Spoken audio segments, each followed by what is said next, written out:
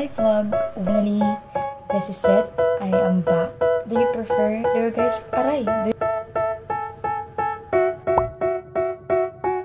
Hi! Welcome back to my channel. If you don't know me, my name is Shirlene and I share a lot about Wattpad. I am finally back for another Wattpad recommendation video. So, for today's Wattpad stories na isi-share ko sa inyo is all about the story na she fell first but he fell harder, or and another way around, like kumbaga baliktad naman, he fell first but she fell harder, ganon. Since I am also one of the fan na mga ganong twist or ganong kind ng story, since I really love hurting myself. Charot. Ano ba? 15 stories that I'm going to share to you guys. Hindi ko na mahanap yung ibang nabasa ko, but sobrang daming ganitong stories. Pag may alam kayo na same din ng flow ng story, please comment down below kasi I will try to read it also. Dapat kayo din, no? So, without further ado, let's get into this video.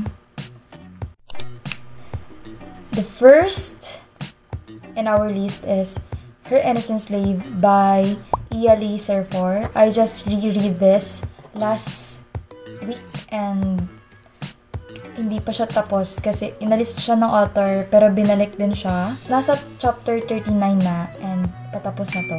This is my fave stories ng 2023 since ito talaga yung nagpaiyak sa akin. The girl here is like in denial sa feelings niya, while yung guy here is playing hard to get. She's kind of a girl na kung ano yung gusto niya, dapat nakukuha niya dapat. Her request is to take the guy as her slave. Ang isa sa mga tumatak na word sa akin sa pagbabasa ko nito is, hindi ko papakasalan ang babaeng katulad mo na ganyan. Ganon yung sabi ng lalaki. Mga 18 pataas na edad ang dapat magbasa nito. Pero kung 18 pa ba, tapos gustong-gusto mo, edi go. Ako nga eh. Huy! So, I have a genuine question, guys. Ilan taon kayo nung nagbasa kayo ng R18 na libro? I wanna know it, no? Kasi Wattpad reader, hindi ko, marami tayong nilalabag na rules. Number 2 in our list is As Cold as the Night. This is the book 1. Upper Crust number 2. This is written by Destined by Destiny without vowel. And this story, sobrang na-depress ako, my godness. I thought na walang book 2 nito. But, suddenly, in-stock ulit si author and I found na there is book 2. The guy here is Hamlet, o diba ang ganda ng pangalan, Ham. Tapos yung kapatid niya si Cheese, o diba Ham and Cheese. Tapos yung isa pa niyang kapatid si Pepper, o diba? Nakakagutom, charot. While the girl here is si Polka. That's, charot, hindi, Polka. Ano bang ligalig ko? Polka has a huge crush kay Hamlet, which I love about is Polka and Ham is they first met in Bukidnon. Yes, Bukidnon. Ano ba? Let's go Bukidnon. Tapos, Polka even want to study sa school ni Ham para lang sundan si Ham doon. And the interesting thing is, si Polka po ay nakatira sa bahay nila Hamlet when she studied in Manila. Diba? Ham is a type of guy na sobrang seryoso, while Polka is a type of girl na sobrang clumsy. They're literally the opposite. This book ay merong book 2, which is Get Through the Night. Number 3 in our list is South Boy number 5, Crazy Stranger. This is written by GF Stories. You know, I love her stories, guys.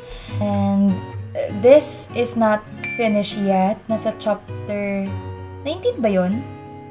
or 17, parang ganon. The girl here is very obsessed sa lalaki. Si Lalay, yung babae.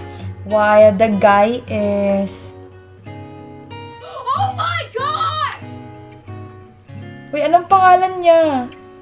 Basta, kabarkada to ni Isaiah. The girl here is very obsessed sa lalaki. As in, she did a lot of things just to have the guy. Biglang, the table turned. As in, nag-iba yung ihip ng mundo. Like, very obsessed na yung lalaki sa kanya. Hindi ko alam, baka hinulam. Number 4 in our list is Akira's Happiness by si Uniko. As in, she's literally obsessed with the guy here. As in, she's a psychopath. Yung parang, she killed people, ganun. The guy here is an agent just to get the attention ng babae. Nagpanggap siya na like bata, bumalik siya sa pagkabata para lang makuha niya yung loob ng babae. Sobrang hulog na hulog yung babae na hinayaan niya lang yung lalaki na yun nga, nagamitin siya. This is also a taguan ng anak serye since 10 years niya tinago yung anak niya. Number 5 in our list is My Unwanted Existence, Game of Love Series number 1 by Maria_Carcat. Ano ba yan? Sadly, this is a page story na, but if you have coins naman, you can read it. Sobrang ganda ng story na to. The girl is ulila na dito. Tapos, yung guy is kind of stricto. Yung maldito, ano pa bang tawag doon? Serious talaga lagi. While yung babae dito is clumsy, vulnerable. The girl is very like showy siya when it comes to her feelings sa lalaki. Feel ng lalaki, disgusting masyado yung babae. Like, he threw a lot of hurtful words dito sa babae. The guy's name here is Lucas, while the girl is Cara. Sobrang sakit ng story na to. Kasi, kapag nalalaman nyo yung the other way around ng love story na to. Number 6 in our story is Knight in Shining Abs by GF Stories. Eto, the girl here is sobrang bata pa. Yung lalaki is like 10 years ata yung gap nila or something. Or mababa. 8 something, ganun. Tapos, barkada ng asawa niya, ng ate niya yung lalaki. And showy din siya sa feelings niya sa lalaki. As in, hindi naman literally na obsessed talaga. As in, crush niya lang yung lalaki dito. One night happens, tapos parang ginamit siya ng lalaki just to warm his bed. Tapos, nung sumuko na yung babae, naghabol naman ulit yung lalaki. Dapat ganun, dapat maghabol din kayo. Ano ba yan? This story is well written, so read it. Number 7 in our list is Heartless by Jonax. This is the other way around because he fell first but she fell harder. Yeah, si Rosen pa ang unang nahulog sa story na to. Diba? Rosen ah. At first, I was thinking that Rosen were very red flag, ganun. Kasi, akala ko, mas better yung story ng kapatid niya si Noah. But when I read Rosen's story, I was really amazed kasi Rosen is my standard when it comes to love na. Uy, sino ka dun, Rosen? Rosen were on my top 1 list when it comes to Wattpad boys. Grabe, diba? Kasi, even though, maliban dun sa nakipagalikan siya sa ibang bahay, kahit mahal niya si Corina. Even though Rosen were really playboy, yun, there is a reason pala why siya ganon. And he did a lot of bad things just to have Corinne. And, yun, hulog na hulog po ang Rosen natin. Marupok ba ang Rosen natin? Medyo po, muntik na po siyang bumigay, no? Hindi siya nag-move on, girl. Never siya nag-move on. Kahit na sinasaktan na siya ni Corinne. Kahit na parang feel niya wala ng pag-asa kay Corinne. Like, for example, yung nag-workout siya. Nag-workout siya, yung reason niya, para pagbalik niya, para kay Corinne. Yung reason niya, bakit siya nag-business, para daw mabigyan niya ng magandang buhay si Corinne. Diba? Bakit siya nag-aral ulit, para makasama niya si Corinne. Oh my God, Rosen is the standard, guys. medyo napagod ang Rosa natin, naghabol din naman si Corinne. Si Babe, di ba? Number 8 is His Bad Ways by GF Stories. The girl here lives in a squatter. Ganon. Tapos, kasi nga, uli lang lubos na siya. While X here is like bad guy, typical bad guy snatcher. The girl has a huge crush dito sa lalaki. Kasi nga, kahit na snatcher, ganun, bad boy type yung lalaki dito, is gwapo naman. Tisoy, sino ka dyan? But, nawala yung pagka-crush ng babae kasi nakita niya nakipag-anuhan yung lalaki sa ibang girl. Accidentally. It's also about taguan ng anak. Number 9 is Obsessed Margarita by Queen Daemon. And this story, sobrang para din siyang may pagka-Akira's Happiness. Kasi the girl here is obsessed with the guy. Tapos, lagi niyang sinusundan yung lalaki. Like, pinipilit niya na may mangyari sa kanya ng lalaki. Tapos, ginagawa niya yung lahat. Tapos, the guy here rejected her. Ilang ulit niya na-reject yun. Pero hindi pa rin napagod yung babae dito. Tapos, it's also a taguan ng anak. Number 10 is Mean For You, which is the first book or the book 1. It is written by Kiss My Red Lips. This story is like the other way around naman. The other way around then, since the guy here fell first, but the girl fell even more harder. So, even more harder. So, yung babae dito, she has a huge crush sa pinsan ng lalaki dito.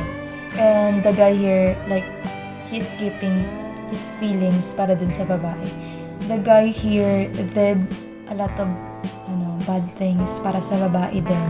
Number 11, His Bed Warmer's Wife by Vampire Memes. The girl here is adopted. Tapos, yung hate na hate siya ng lalaki. Then, they had this marriage something. Gamit niya lang yung babae just to warm his bed. Halata naman po sa title. 12 is Mapansin Kaya by Jonax. Sino ka dyan? Mapansin Kaya is yung girl dito, which is si...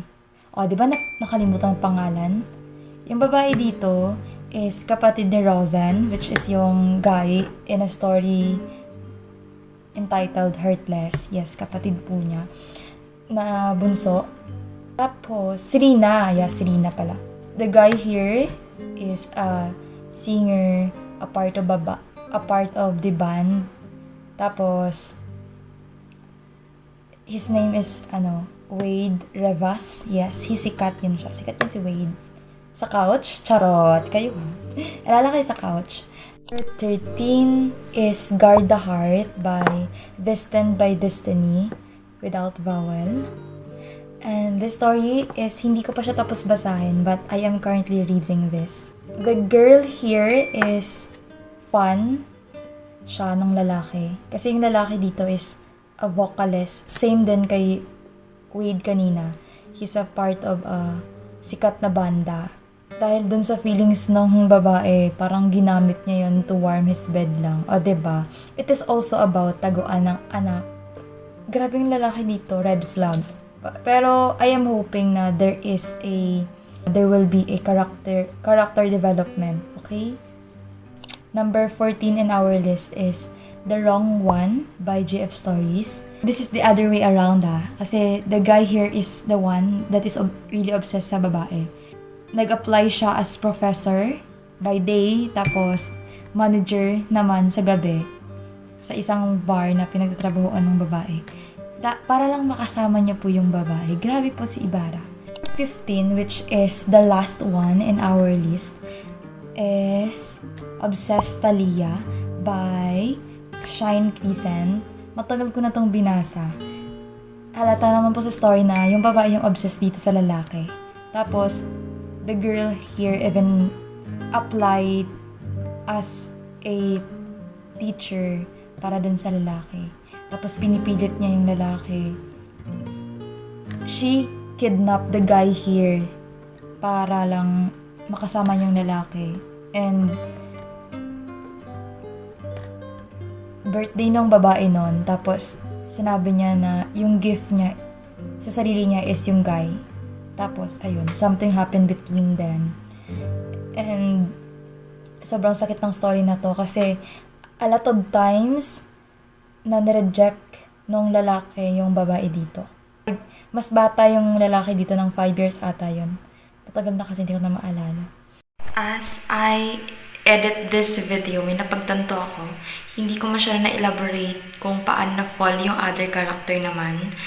And that will be your task to read it, to find kung paano naman nahulog yung isang character. So, that's for all of the Wattpad recommendation na she fell first but he fell harder. I hope you like this kind of video. By the way guys, happy New Year to you and hoping that this 2024 will be good to us.